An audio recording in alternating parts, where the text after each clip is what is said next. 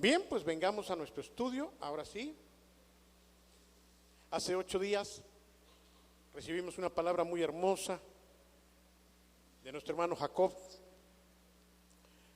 e interrumpimos lo que había yo iniciado hace 15 días y que tiene que ver con la introducción de nuestra carta o epístola que escribiera el apóstol Pablo a los hermanos de Roma. Comencé a compartir con ustedes, en realidad a leerles lo referente al autor prácticamente, lo referente a quién es Pablo, su vida, el encuentro que tuvo con nuestro Señor Jesucristo camino a Damasco, cuando él iba precisamente con cartas de presentación y de autoridad para prender, para llevar a la cárcel a aquellos que eran creyentes. Pero en el camino sabemos que el Señor Jesucristo, bendito sea su nombre, se le apareció. Pablo solamente escuchó una voz y una luz muy fuerte que lo encegueció, literalmente, lo tiró, y cuando estaba en el suelo, medio entendiendo que había una situación especial, él preguntó: ¿quién eres, Señor? Él entendía que había alguien superior allí, a quien podía él decirle Señor, Señor, no como ahora, sino Señor en el sentido más estricto de la palabra, amo, dueño, amo. Y el Señor Jesús le contesta diciendo: yo soy Jesús a quien tú persigues, Pablo. Pablo no estaba persiguiendo directamente a Jesús. ¿A quién perseguía Pablo? A la iglesia, a los hermanos. Pero el Señor le dice: yo soy Jesús a quien tú persigues. ¿Qué quería decir con esto? Que los hermanos eran Jesús. Por eso podemos decir que nosotros somos el cuerpo de Cristo, somos Jesús, porque Él nos hizo parte suya. Eso es algo bello, hermano. Dura cosa, tonta cosa es estar dándole patadas a un aguijón. Y entendemos después todo lo que ocurrió. Pero algo maravilloso, hermanos, aconteció en ese momento. Después el Señor le dijo a través del profeta o de un hombre llamado Ananías, que fue a verlo al tercer día de estar Pablo en una casa ciego y sin comer. Llega y le dice: Pablo, el Señor se te apareció y te ha dado un llamamiento, te ha encargado un trabajo. Él se te apareció para ponerte como un ministro, para ponerte como un testigo de las cosas que has visto y de aquellas en que aparecerá a ti. Te va a librar del pueblo y de los gentiles a los cuales ahora yo te envío. Y esta es una ironía muy fuerte. Pablo, si a alguien amaba y si alguien hubiera querido Pablo que se convirtiera, era el pueblo judío, no aquellos a los que él perseguía. Pero Dios es sabio y soberano. Y entonces le dice: yo voy a usarte y te voy a enviar para que prediques mi palabra, para que les anuncies que yo soy el Salvador a aquellos a los que tú perseguías. ¿Castigo? Yo no lo llamaría precisamente así, pero de alguna forma,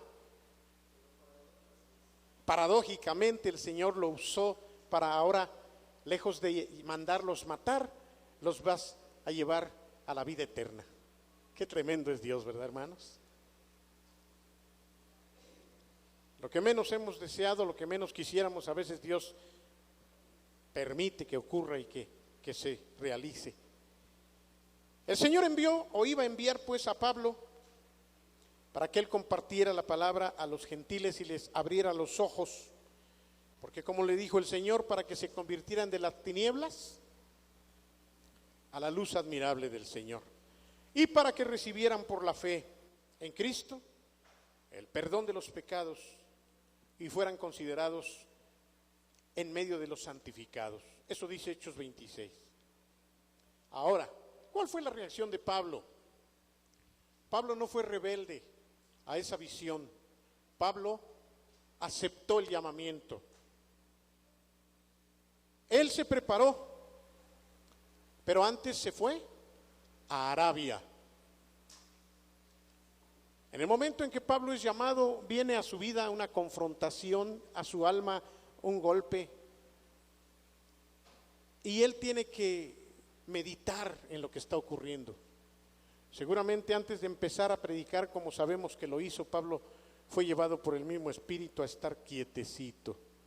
A veces el Señor permite que nosotros estemos quietecitos para entender mejor las cosas y para reflexionar. Es a veces en la convalecencia, en la enfermedad, donde se aprenden más las cosas. Por eso a veces pasan las cosas que pasan. Tras pasar 3 años en una relación muy estrecha con Dios, seguramente, él pudo organizar sus pensamientos y checar el asunto del Nuevo Testamento en relación ahora a lo que él estaba enfrentando. Y él necesitaba, sin que intervinieran los hombres, afirmar bien su conciencia, su espíritu, su alma, su corazón en una relación íntima con Dios. Porque ponte en su lugar, hermano, yo no sé qué hubiera pasado contigo, yo me imagino, y yo también me hubiera quedado así medio quietecito si pasara algo así. ¿De veras se me apareció Dios? ¿De veras Él me habló? ¿De veras Él me está indicando lo que tengo que hacer? ¿Qué harías tú? ¿Qué harías tú si el Señor te tira y te quedas ciego y oyes la voz y te indica claramente? Mínimo tienes que reflexionar mucho, hermano. Tienes que estar pensando lo que te ocurrió, ¿no es cierto? Por cosas menores nos ha sucedido también. Él no quería tanta influencia de los hombres, sino directamente de Dios. Ni siquiera de los apóstoles que estaban en Jerusalén, lo dice él. Él pudo haber dicho, bueno, ¿a quién voy? ¿Quiénes son o quién es el que esté más empapado de este nuevo camino que me están invitando a vivir? Eso se lo hubieran podido decir rápido. Pues los 12 apóstoles que están aquí en Jerusalén, velos a buscar. Ellos estuvieron con Jesús al que tú te encontraste en el camino. Y Pablo, todo confundido, que se hubiera llegado al día siguiente, el mismo día, en la noche. Oigan, ¿ustedes son los apóstoles? Pero Pablo no hizo eso. Pablo recurrió directamente a la meditación, al retiro, para que él pudiera comprender mejor. Y seguramente Dios, por su espíritu, puso en él esta necesidad de retirarse, déjenme decirlo así. Una vez que él organizó su pensamiento, el apóstol se apropió, digámoslo así, sin que interviniera el hombre, se apropió de lo que el cielo mismo le reveló, del significado más profundo de las buenas noticias o evangelio. Eso quiere decir evangelio, hermano. Evangelius, de latín, buenas nuevas. Él comprendió el plan perfecto. ¿Y cuál fue ese plan? Vamos a Efesios 3:6 para que veamos cuál fue el plan que él aprendió. Lo repetimos juntos, por favor, ahí en la pantalla. Efesios 3:6, a la 1, a las 2 y a las 3.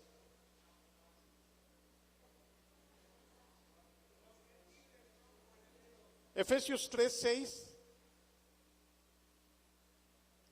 Bien, algo pasó por allá, lo voy a leer yo. Ya está, 1, 2, 3.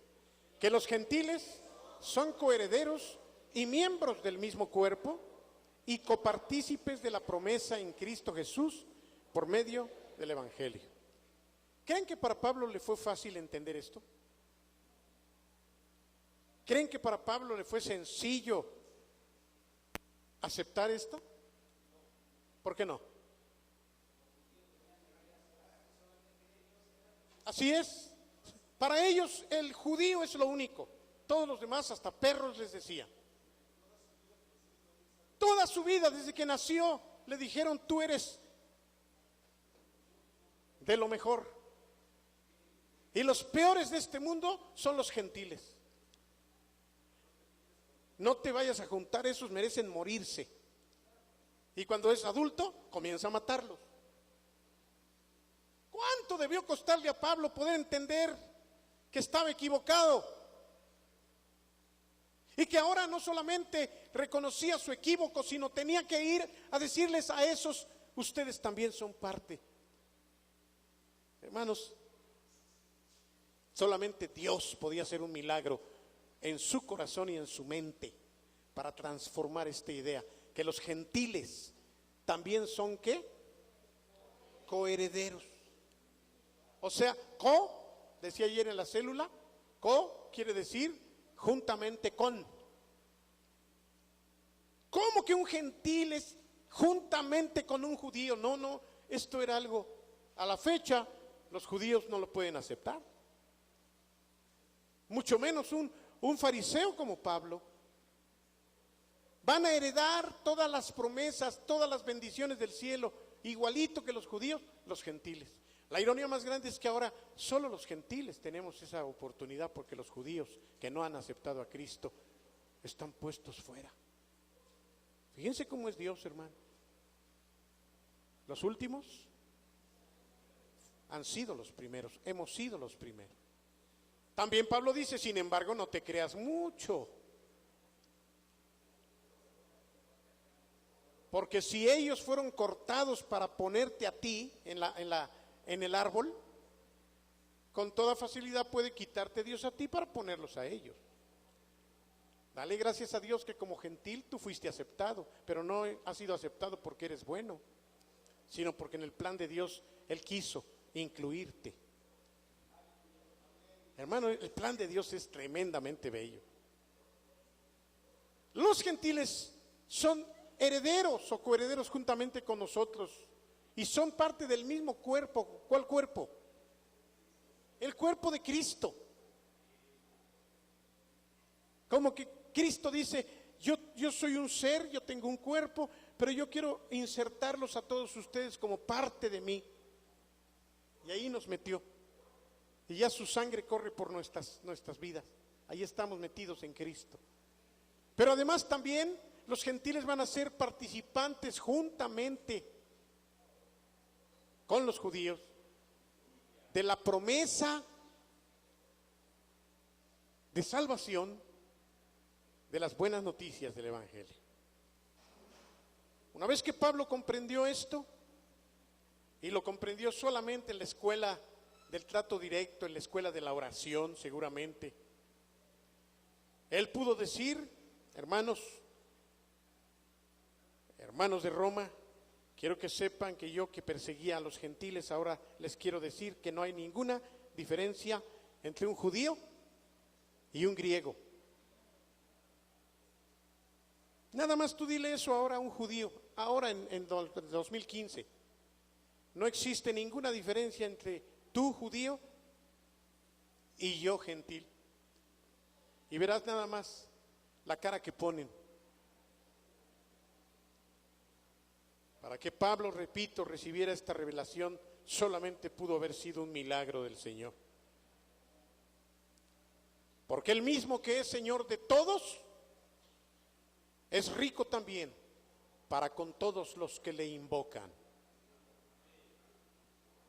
No hay pues diferencia, cualquiera, en cualquier lugar, chaparros, altos, gordos, flacos, negros, blancos, que creamos en Jesucristo, tenemos los mismitos derechos, porque así le pareció bien al Señor. Cuando Pablo regresa de Arabia, él ya entonces conocía bien la voluntad de Dios. Ya no tenía ninguna duda de lo que Dios quería con su vida y de la manera como Dios quería usarlo. A Pablo le había sido revelado, a diferencia de, podría yo decir, de todos los demás, un evangelio directamente revelado. Él lo dice en sus cartas. Porque esto que les escribo no lo aprendí de nadie. Ahora ya no podemos hablar así, ¿eh? Nadie puede hablar así. Es posible que tú recibas alguna revelación que tiene fundamento en la Biblia, pero entonces no había Biblia o no había el Nuevo Testamento. Y Pablo decía, esto que yo les estoy escribiendo de que los gentiles, por ejemplo, tienen el mismo derecho que los judíos, esto no lo recibí de parte de ningún maestro ni de Gamaliel con quien estudié a sus pies. No fui a ningún lado a aprenderlo. Esto lo recibí directamente de parte de Jesucristo. Imagínate que el Señor, una vez que Él está por allá, no nos dice a detalle cómo pasó esos años en Arabia, pero ahí le dice, escribe Pablo. Abre bien tu entendimiento. Mira, Pablo, tú que perseguiste a los gentiles ahora, quiero que sepas que por la muerte que tuve en la cruz del Calvario, ellos como ustedes los judíos están siendo aceptados por el Padre igual. Tienes que saber, Pablo, que además yo te voy a mandar para que tú les vayas a predicar esto que tú nunca creíste y que además por esto matabas a muchos. Entiéndelo bien, Pablo, los gentiles como tú tienen el mismo derecho porque yo ya me morí por todos. Cátelas, qué trancazo debió haber recibido. Por eso Pablo podía decir, es mi evangelio, porque él lo recibió directamente del Señor. Fue en un sentido muy real esta revelación que él tuvo, hermanos, que él recibió. Sin embargo, no había llegado el tiempo en que Pablo debiera iniciar su trabajo de apóstol. ¿Qué quiere decir apóstol? Muy bien, enviado. Pablo todavía no había sido enviado en un sentido pleno. Estaba siendo propuesto por el Señor a ese envío. Tú vas pero a futuro. Yo te he escogido pero a futuro. No había llegado el momento en que Dios mismo, a través del Espíritu Santo, por medio de los hermanos autoridades de la iglesia, vinieran definitivamente a enviarlo para empezar ese trabajo de apóstol que tenía que realizar. Nadie puede autoenviarse. Si tú te encuentras en el camino, y yo no te lo deseo, alguien que te saque una tarjeta y te diga yo soy apóstol, sería bueno que tú le preguntes quién te envió. Y si él te dice Jesucristo, déjalo hablando solo y date la vuelta. Porque ahora Jesucristo no envía a nadie personalmente, porque Jesucristo mismo estableció principios, y estos principios están claros en la Biblia. Nadie puede ser pastor a sus propias expensas. Nadie puede ser apóstol porque se le ocurrió o se le hinchó la gana. No, nadie, hermanos. Si alguien va a servir a Dios en lo que sea, tiene que ser establecido, tiene que ser colocado por una autoridad que él reconozca para que Dios lo bendiga. Ese es el orden ahora en este mundo, hermanos, y no puede ser de otra manera.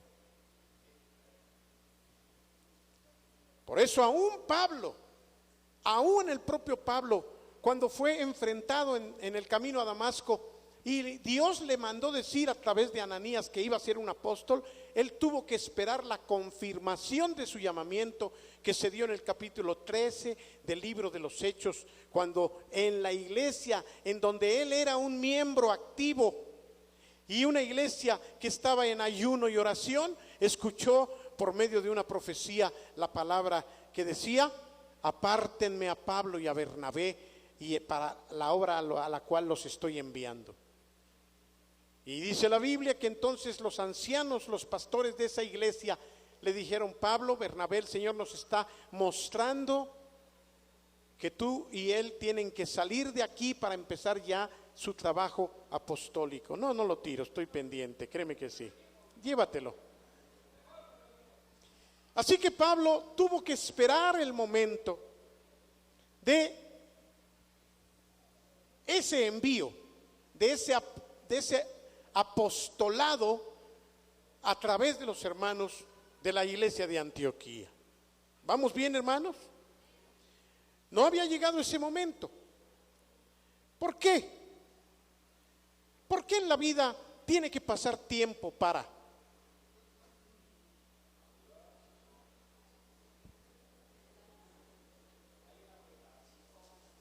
Hay palabras: preparación, madurez, prueba, capacitación, paciencia, carácter. Todo eso solamente se va a dar a través del tiempo, palabra que a muchos nos hace ronchas. Es que ya me quiero casar, espérate. Es que ya quiero ser pastor, espérate. Ese espérate es la palabra, sobre todo a los niños, que más les choca, estoy seguro. Espérate. A ver, dígame muchas cosas para que yo les responda con esa palabra. Espérate. Espérate. Ya quiero ser un concertista de lujo y que me... Espérate.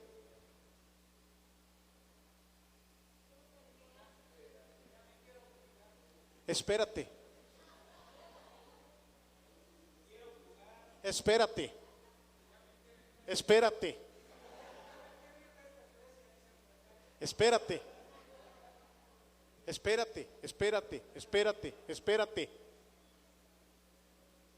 Es que se siente muy bonito cuando me besan y me apapachan. Espérate.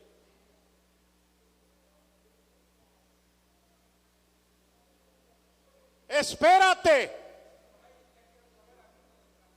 Espérate. Hermanos, Pablo tenía que experimentar esto también. Quisiéramos las cosas ya, para ayer. Pero la misma vida nos enseña que esto no es así. Y cuando no sabemos esperar, sí conocemos todas las consecuencias. A veces hay consecuencias livianas, pero muchas veces hay consecuencias nefastas que no tienen solución ya.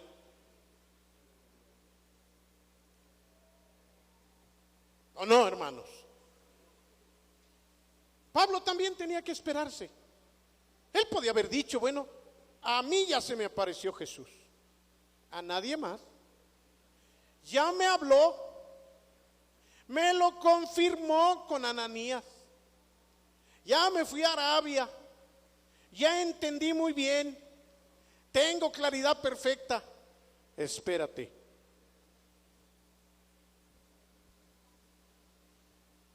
Y Pablo, habiendo cumplido con este principio que no nos gusta,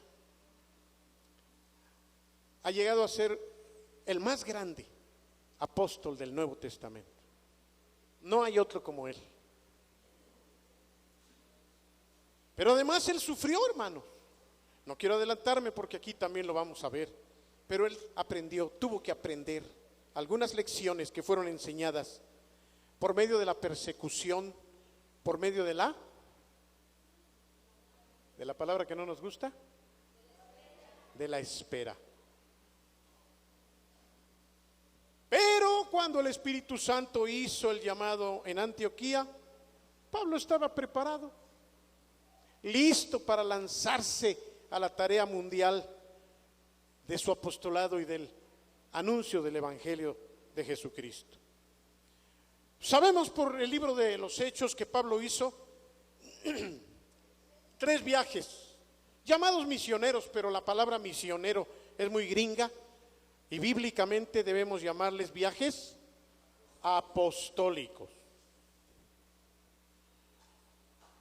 Es una tarea especial.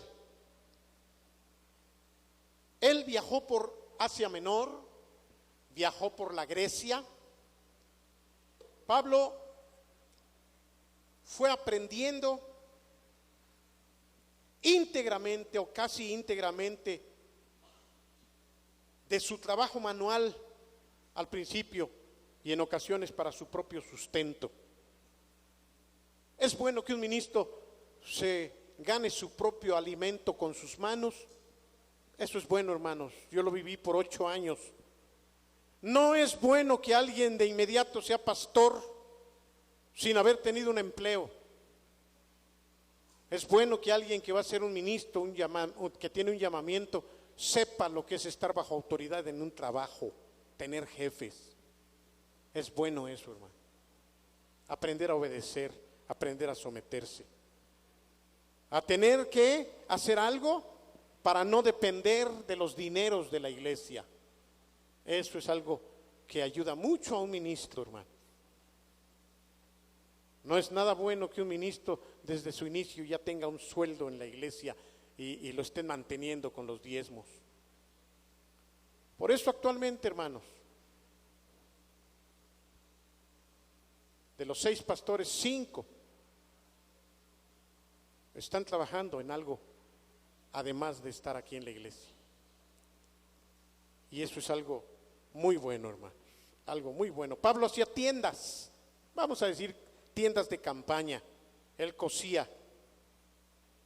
Pero paralelamente él estaba predicando el evangelio en esas ciudades por donde él caminaba.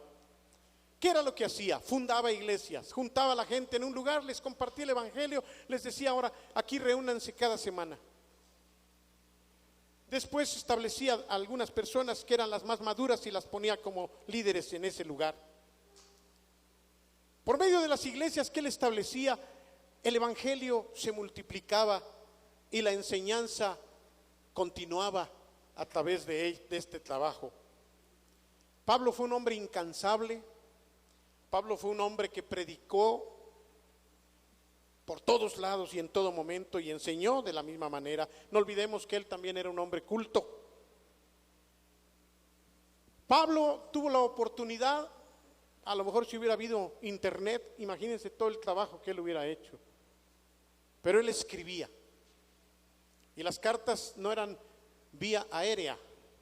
Costaba mucho trabajo que estas cartas pudieran llegar finalmente a su destino. Pero cuando esto ocurría, eran leídas por las autoridades de la iglesia, que recibía estas cartas a todos los hermanos del lugar. Pablo pudo heroicamente, podemos decir, empezar a avanzar en este movimiento que finalmente le costó la vida. Y hubo 2 ciudades muy importantes a donde Pablo hizo una obra que hasta la fecha tiene fruto. Esas 2 ciudades se llaman Éfeso y Corinto. Muchos otros lugares igual, pero Éfeso y Corinto fueron lugares muy especiales para Pablo. Pablo proclamó directamente la verdad de Cristo y dijo que el evangelio es, ¿qué fue lo que dijo? El evangelio es ¿qué? Potencia o poder de Dios para salvación a todo aquel que cree. Esas son algunas de las expresiones más fuertes que Pablo tuvo. Pudo haber un cambio en la vida moral, en la vida intelectual y social, como una respuesta al mensaje de la cruz y de la resurrección. Pudo haber un cambio. ¿Han leído estos cuadritos de colores muy llamativos de la visión de esta iglesia? ¿No los han leído? Me gustaría que hoy no se vayan si no los leen. Hay uno aquí, creo, pegado en la puerta, por aquí. Y si no, cuando menos está el de allá. Hay uno en la ventana del pasillo. Acérquense y léanlo. Y una de las cosas fundamentales que creo con todo mi corazón debe producir el creer al evangelio son los cambios en nuestra vida. Les voy a dar otro chance. Son los cambios en nuestra vida. Si el evangelio no te cambia, es que el evangelio no ha llegado a tu corazón. Si tú no eres diferente a como eras antes, no eres salvo. Si estás peor que antes, no eres salvo. Si tú quieres saber si eres salvo, tú debes preguntarte primero a ti mismo y después a los demás: oye, ¿crees que yo he cambiado para bien? Si los que están cerca de ti te dicen, te estás peor que antes, llora, aflígete y pídele a Dios que te salve, porque no eres salvo, vas camino al infierno. Nuestras vidas con el Evangelio tienen que mostrar un cambio. Tiene que haber un cambio necesariamente, porque esto es lo que se supone que hace el anuncio y la predicación y la enseñanza de las buenas noticias. Amén, hermanos. Todos. El apóstol Pablo, además de ver cambios a través de lo que él compartía como respuesta al mensaje de la cruz, también pudo enfrentarse con mucha gente víctimas de falsas filosofías, víctimas de engaños vanos, de idolatrías, de supersticiones, de codicias, de avaricia. El corazón de Pablo sufría, hermanos. Pablo veía cambios realmente, pero también veía como algunos estaban atados, estaban esclavizados por todas estas filosofías huecas. Él tenía un profundo amor, un profundo interés espiritual en la gente que escuchaba el Evangelio. Le dolía mucho ver a la gente ciega, a la gente que no entendía, a que no podía tener vidas de cambio. Pero él tenía algo en su corazón. Él tenía compasión. Él tenía compasión. Una compasión de veras, hermanos, indescriptible, principalmente por su propio pueblo. Por eso, aunque él fue enviado a los gentiles, de repente vemos que Pablo está anunciando el evangelio a los judíos, que por cierto fue con quien más sufrió, que por cierto fueron los que terminaron matándolo. A mí no me extrañaría que a lo mejor el Señor, cuando él llegó a su presencia, le dijo: Pablo, ¿sabes por qué estás aquí tan rápido?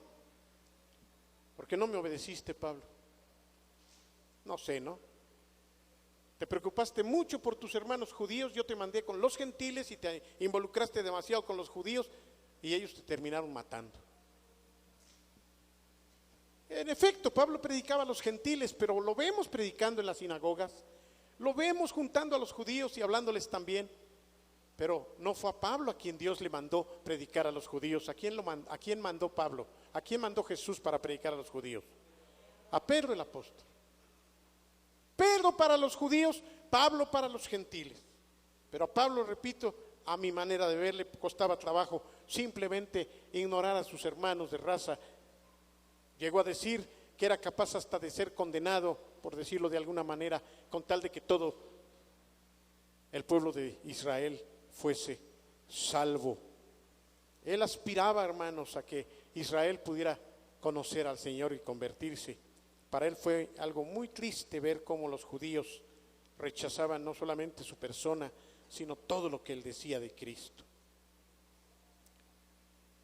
Desde el punto de vista del Imperio Romano, Pablo aspiraba a poder proclamar el Evangelio en Roma principalmente y en los confines más remotos del imperio, incluso llegar hasta España, cosa que nunca ocurrió. Y aunque llegó a Roma, tampoco llegó como él hubiera deseado. ¿Cómo llegó a Roma? Encadenado. Qué ironía.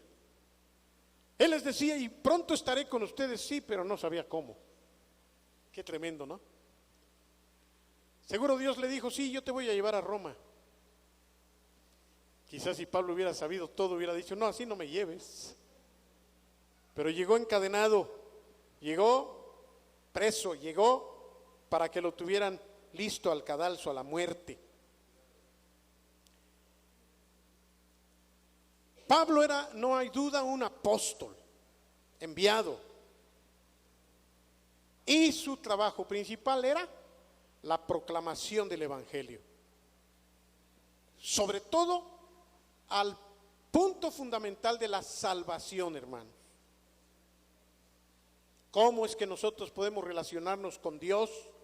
¿Cómo es que podemos conocerlo como nuestro Salvador, como nuestro Señor, como nuestro soberano?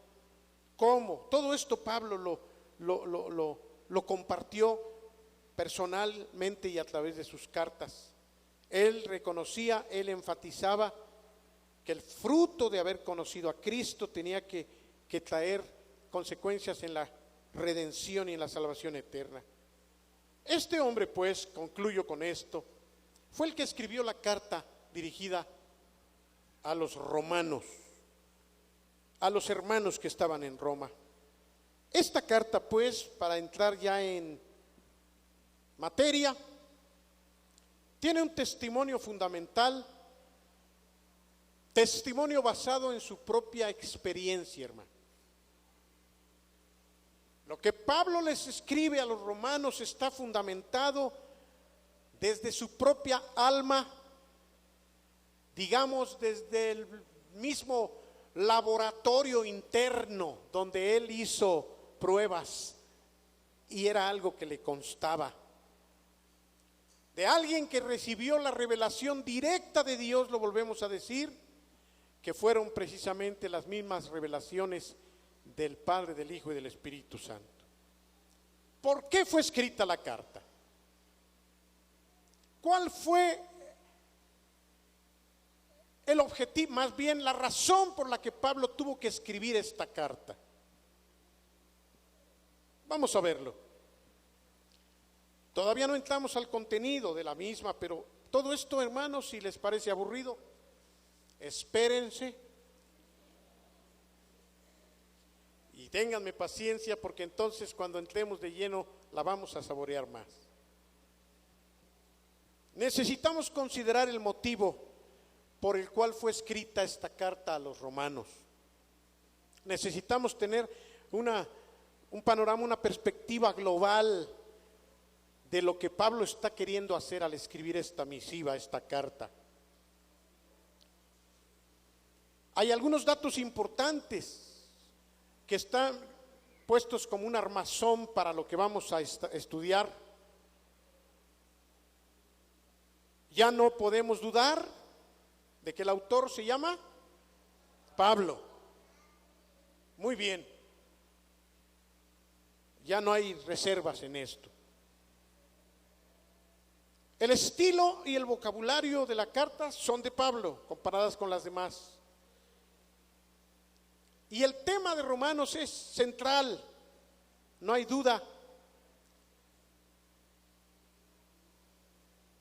De una predicación y de una enseñanza también de Pablo. La carta trata de algunos puntos de vista que fueron la sustancia misma del ministerio del apóstol Pablo. Y el contenido es la expresión natural, por un lado, del fondo religioso de donde Pablo vino, del judaísmo, del fariseísmo, en contraste con la gracia, en contraste con el regalo de la vida eterna por la fe y la gracia en nuestro Señor Jesucristo.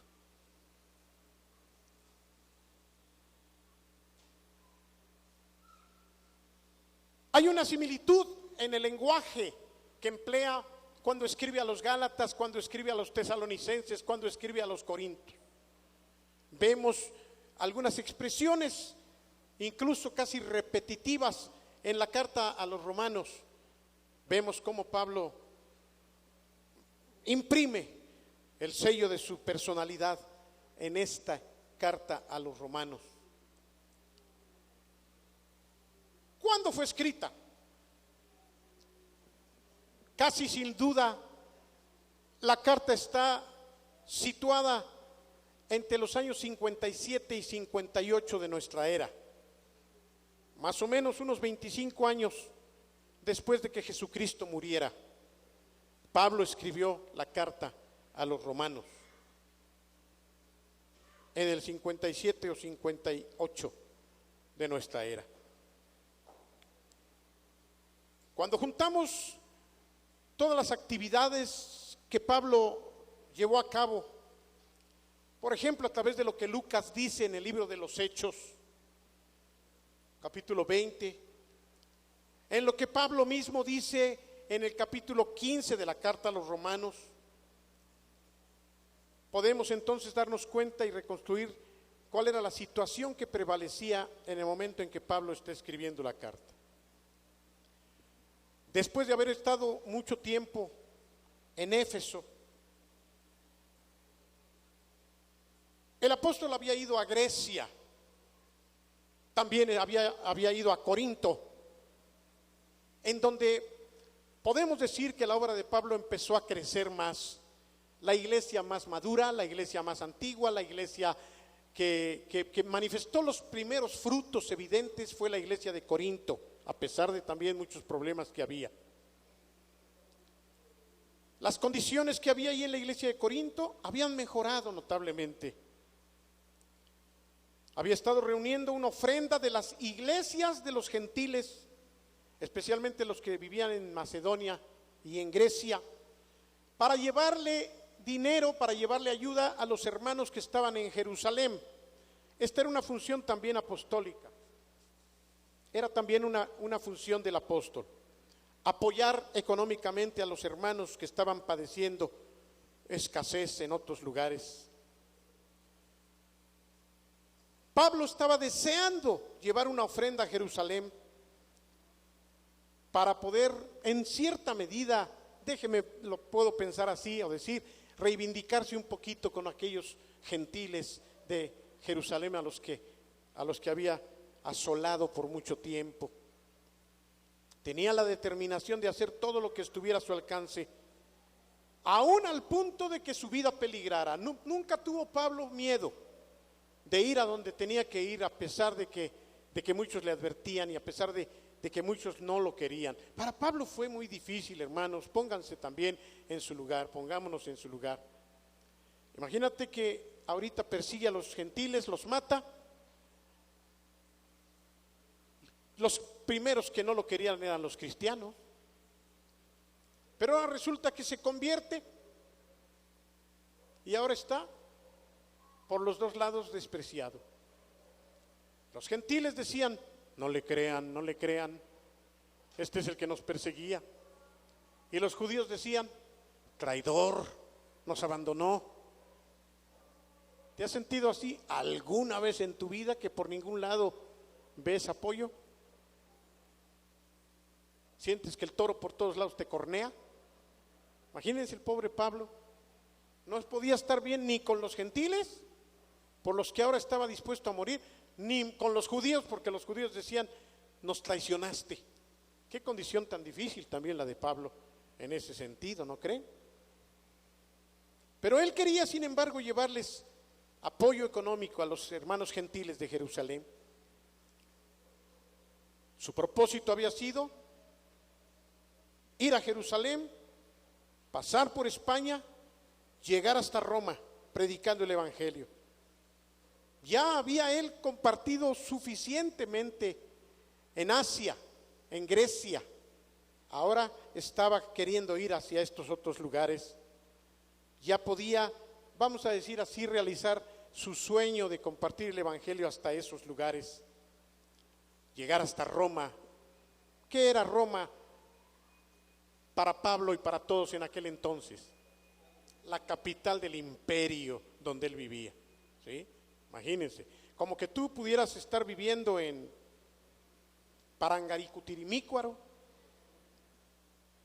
y tienes el privilegio de ir a la capital Morelia, pero de repente ahí te dicen que la capital de la República es México, o que México es el centro y ahí está el Palacio de Gobierno y ahí. Ahora no habría mucho que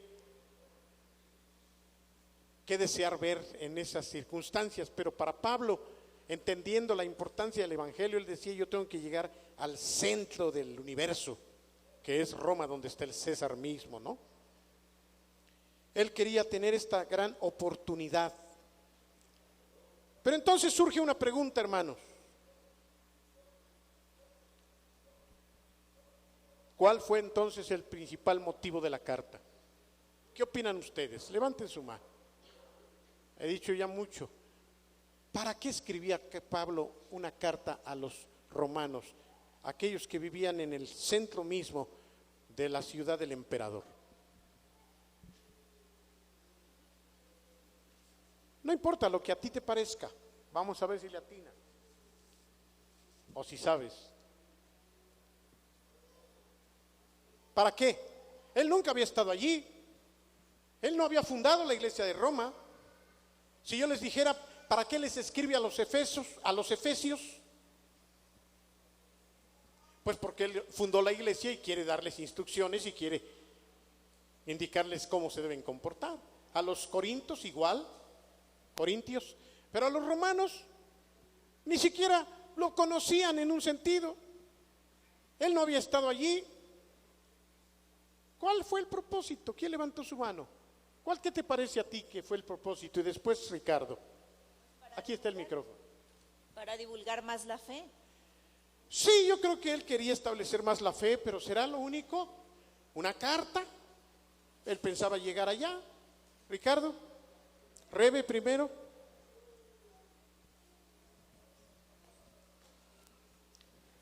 Pues precisamente como nunca había ido, él quería enseñarles todos los fundamentos de la fe. Lo que cuando él iba a las iglesias les enseñaba directamente. En esta ocasión, como no había tenido oportunidad de visitar, pues tenía que explicarles todos los fundamentos de la fe desde el principio hasta lo más avanzado. Nunca había estado, entonces es posible que él dijera, bueno, allá hay muchos hermanos, no olvidemos otra cosa, hermanos que acababan de convertirse, porque el cristianismo era algo nuevo, y cada uno podía tener distintas ideas. Su carta definitivamente me parece que tenía, entre otras cosas, un propósito de unificar la doctrina.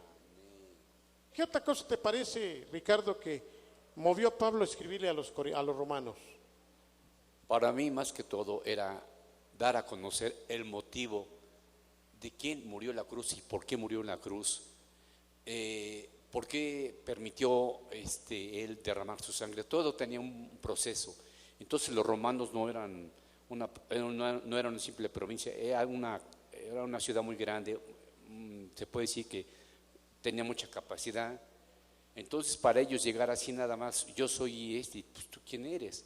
Si aún en Corinto le costó trabajo, ahora en Roma le iba a costar mucho más trabajo. Por eso antes de llegar, y como dice Rebe, todo el proceso lo hizo a través de una carta antes de su llegada, para saber exactamente quién fue Jesús, por qué murió, qué es la reconciliación, cuál es el pecado, en fin, todo lo que estaba. Sí, pienso, están diciendo verdades, que la carta tenía como objetivo unificar doctrina, como dije ya, pero también aclarar muchas situaciones que tenían que estar unánimes en su pensamiento. Acuérdense que Pablo para muchos era enemigo, y especialmente en Roma seguramente había gente que no lo quería, gente que había sido mal informada. Muy probablemente Pablo también, y digo muy probablemente porque se dice que ha habido muchas controversias y comentarios del objetivo, del motivo por el cual Pablo escribió, pero estamos tratando de ver las razones. Otra de ellas es que Pablo quería darse a conocer exactamente qué creía y quién era. Acuérdense que él quería ir a España, lo dice la Biblia, de manera que él esperaba también apoyo de los romanos para eso. Él no hubiera podido avanzar y no hubiera podido tener el respaldo si no lo aceptan de alguna manera. Necesitaba él quitar toda sospecha de su persona. Ahora que viene nuestro hermano Mike Richardson, por favor no se lo pierdan, va la cosa muy bonita. Probablemente vamos a alquilar un lugar para mucha gente porque aquí no vamos a caber. Lo primero que se hizo fue presentar un currículum de quién es él. ¿Para qué? Para despertar el interés. ¿Para qué más? Para aceptarlo, para conocerlo, para saber de dónde viene, qué piensa. El saber que tiene 10 hijos, por ejemplo, y que tiene una enfermedad tremenda y que así está yendo por todo el mundo, eso va a despertar tranquilidad, va a despertar interés, confianza. Bueno, eso es, entre otras cosas, lo que creo que también Pablo estaba intentando hacer. al escribir la carta a los romanos.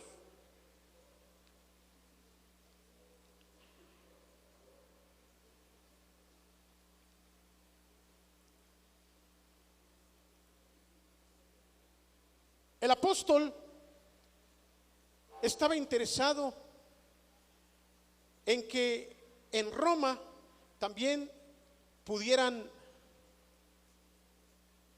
dejar de sospechar por el partido judío que había estado enviando seguramente informes falsos de parte del mismo pueblo judío. Pablo tenía que decir, como lo vemos escribiendo en el libro de los Hechos: yo no soy un hereje, yo no estoy atacando la ley de Moisés, yo estoy hablándoles de algo que Moisés mismo habló. Todo esto, por eso lo vemos en Romanos, lo vamos a ver. Pablo les aclara exactamente cómo debemos entender lo que el Antiguo Testamento nos da. Por eso es que Pablo tenía que hablarles claro a los de allá, porque a los romanos, porque los judíos, desde el principio que Pablo se hace creyente, empiezan a atacarlo como alguien que traicionó la misma ley de Dios. Rafa. Creo que algo que no debemos pasar por alto es que después de la muerte de nuestro Señor Jesucristo, pues está la dispersión, la persecución. Entonces crece el cristianismo, es dispersado el cristianismo, y de acuerdo al contexto de lo que nos está diciendo, de la pasión o compasión que el apóstol Pablo tenía para el pueblo de Dios, porque no era nada más el compartir, sino también por los creyentes. Si vemos el contexto de todas sus cartas, no va dirigido a los impíos, va dirigido a los creyentes. Y algo que a lo mejor no debemos pasar por alto es que en ese tiempo, pues quien gobernaba eran los romanos, y Roma era muy importante como ciudad porque pues era la capital del imperio, y evidentemente era un lugar grande, y llegando a Roma, evidentemente pues se tenía que difundir lo que Pablo iba a decirles. Yo creo que era muy importante, ¿no? Por eso creo que de alguna manera las iglesias que fueron establecidas por Pablo, yo creo que tenían ese toque de visión. Vemos a Éfeso, a Corinto, y eran ciudades muy importantes. Correcto, gracias. Así que hay muchos argumentos, muchas ideas, muchos pensamientos de cuál fue la razón, el propósito de que Pablo escribiera esta carta a los romanos. Para él era, repito otra vez, y enfaticemos sobre eso, muy importante conseguir el apoyo de parte de los romanos para poder continuar con su trabajo apostólico. A la luz de la carta de Pablo, los creyentes en Roma serían los únicos que podían decidir en parte sobre el desempeño de su trabajo más allá, como él lo pretendía. Ahora, ¿cuál es el propósito doctrinal, además del objetivo de la carta? ¿Qué le preocupaba a Pablo principalmente dejar en el corazón de los romanos? Él quería preparar, sí, a los romanos para su llegada. Que cuando Pablo llegara a Roma pudieran recibirlo. Este es Pablo, el que nos mandó la carta y nos explicó ya todo. Estamos de acuerdo con él. Bienvenido, Pablo, pásale. Pero Pablo estaba abordando problemas de su propia vida, de la vida de la gente. Él conocía muy bien cuáles eran los problemas en general de la congregación. Esta carta, pues, al mismo tiempo está siendo doctrinal, firme y fundamentalmente doctrinal. Es en la epístola a los romanos donde está fundamentada nuestra fe, podemos decir así. Si no hubiera ninguna otra epístola, casi puedo asegurarlo, con la epístola a los romanos nosotros tendríamos suficiente para ser salvos. No sé si estén de acuerdo los pastores conmigo. Definitivamente la epístola a los romanos, por eso es tan importante que lo que vamos a estar estudiando, contiene lo suficiente para que cualquier persona en el mundo sea salva y además tenga una vida abundante. Dos manos por aquí, David, y alguien más por acá, creo. Liz. Nada más decir que el propósito doctrinal constituye un legado. Esta carta constituye un legado, Una herencia. una herencia para todos los cristianos, todos los creyentes, no solo de Roma, sino de todo el mundo a lo largo de los 20 siglos de cristianismo. Es un legado que quiso dejar Pablo. Él sabía que su carta iba a trascender porque ya había escrito otras, Sí. en donde muchas las habían copiado, ya se habían hecho copias fieles de sus otras cartas y ya habían recorrido muchas partes del mundo. Entonces él sabía que su carta podía ser un legado, una herencia doctrinal para los cristianos. Tres cosas, miren, básicamente. Él estaba lleno de una pasión que le consumía. Poder extender ese conocimiento que había recibido de parte del Señor acerca de la salvación. ¿Qué era lo que él deseaba dejar? Miren, primero la necesidad de la salvación. Eso era lo más importante. Necesita ser salvo, porque el hombre va camino al infierno. Este es el mensaje principal de Pablo a los romanos. Necesitas la salvación. ¿Cómo es ese camino a la salvación? Ese era el segundo punto. ¿Y cuáles son los frutos de ser salvos? Fíjense que si estas tres cosas las tuviéramos claras aquí en la iglesia, podríamos también dar más ayuda y dirección de alguna forma a los hermanos que nos reunimos. ¿Qué es lo primero que debe haber en nuestras vidas? La salvación. Eso es lo primero. Pero en segundo lugar, ¿cómo voy a caminar ahora que soy salvo? Y en tercer lugar, lo que dije al principio, ¿qué frutos se está viendo de esta nueva vida de salvación? Amén. Pablo dedicó todos sus poderes mentales, toda su fuerza, todo su corazón, dejando en esta carta establecida este principio. Dios le revela divinamente para él transmitirlo de una manera además espectacular, hermano, preciosa, bien dirigida, bien hecha. Era su experiencia, sí, pero era también la revelación de Dios a favor de aquellos a los que él estaba siendo enviado. Ese interés que él tenía, ese mensaje de salvación, tenía que ser llevado perfectamente claro y puro a todos los lugares de todo el mundo. Así entonces, iniciamos en el capítulo 1. Por fin. Liz tenía algo que preguntar.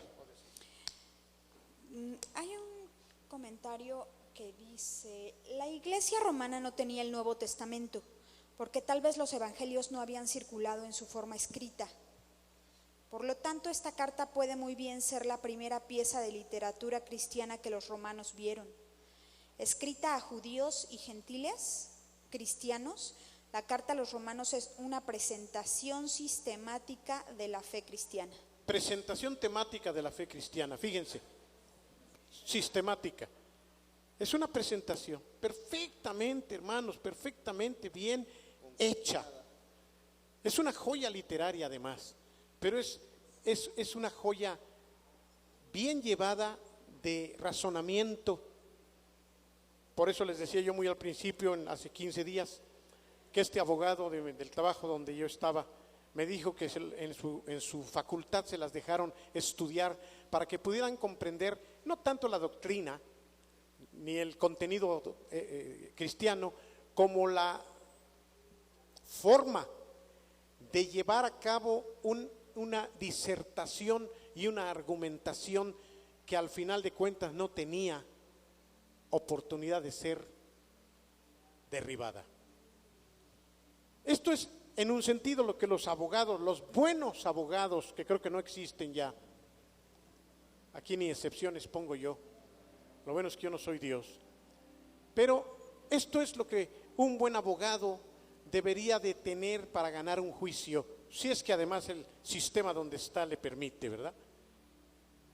Hoy me enteré, por ejemplo, que hay un abogado negro, obviamente en Estados Unidos, que él puede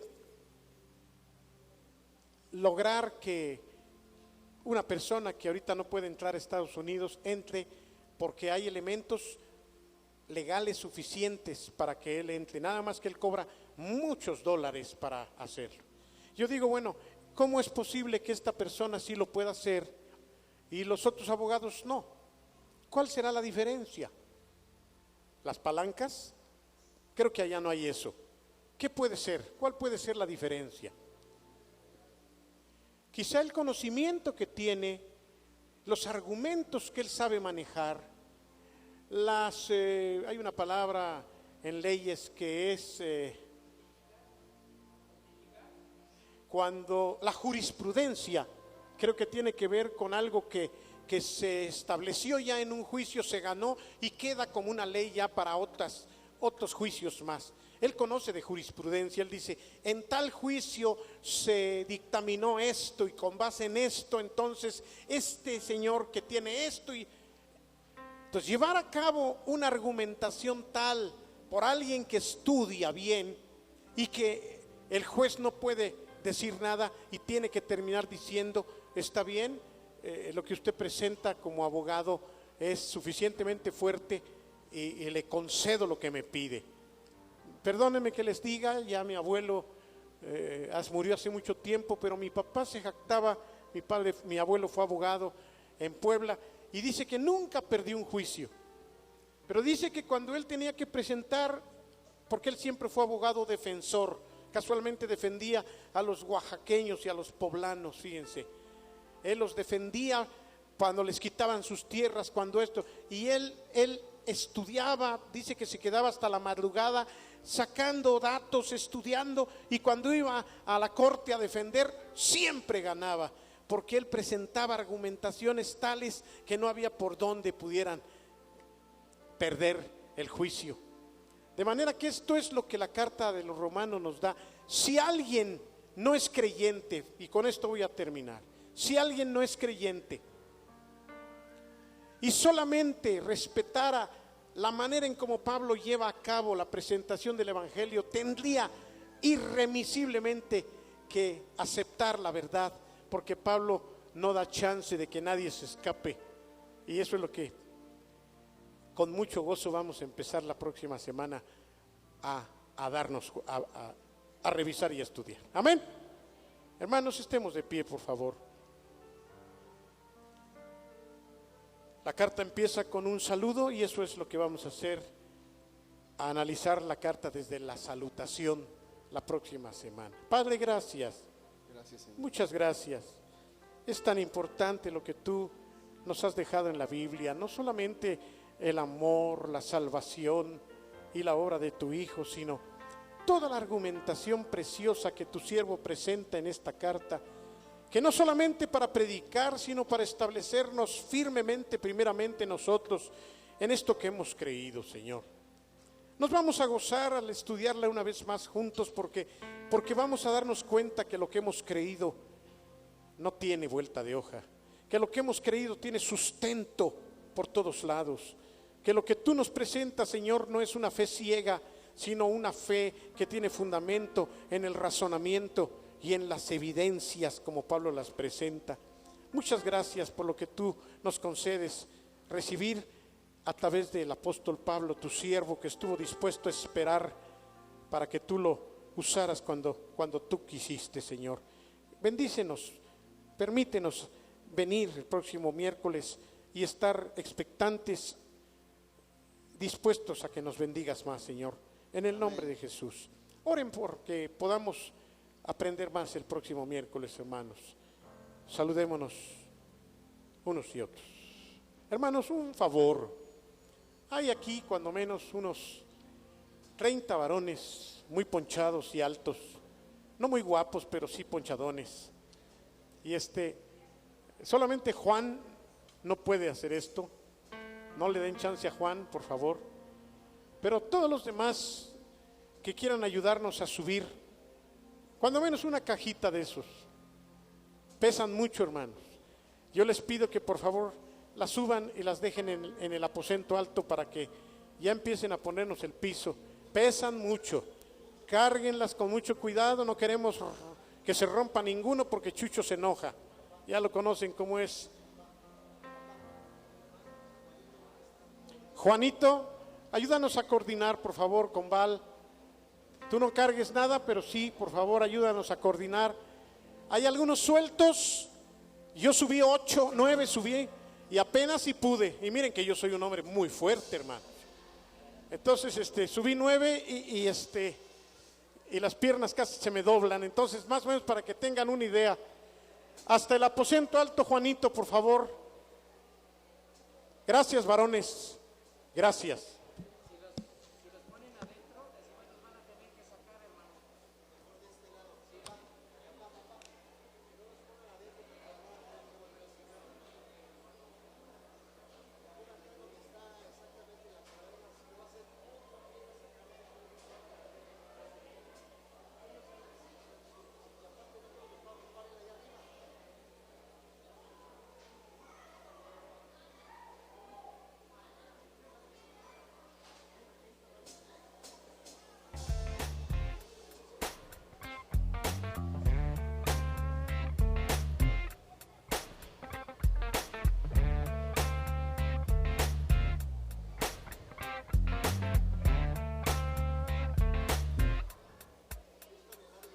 Deus, meu Pai, meu amor,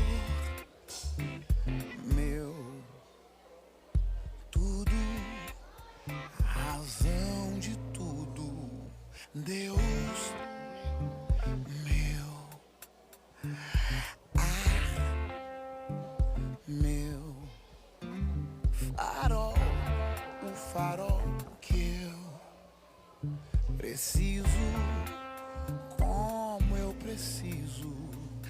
Eu preciso te sentir todo dia e olhar pra tua luz pra não me perder. Meu Senhor, tu és a minha alegria e eu preciso.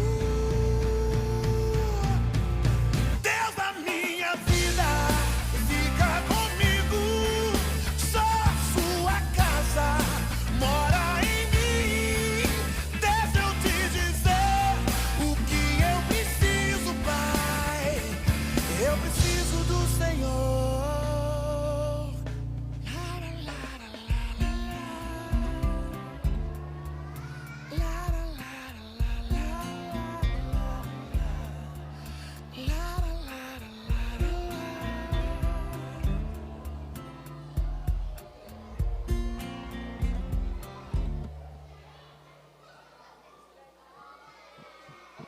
Deus, meu Pai, meu amor, meu tudo, razão de tudo. Deus, meu meu farol, o farol que eu preciso, como eu preciso.